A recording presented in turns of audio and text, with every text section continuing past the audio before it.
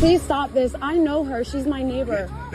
Des voisins qui s'interposent, des sans-papiers violemment interpellés, ces derniers mois de très nombreuses vidéos d'arrestation de l'ICE ont circulé sur les réseaux sociaux. Mais depuis le 7 janvier dernier, ce sont ces images d'un agent abattant une citoyenne américaine, Renee Good par arme à feu, qui ont choqué les Américains. Depuis, les manifestations se multiplient à travers les États-Unis contre cette police.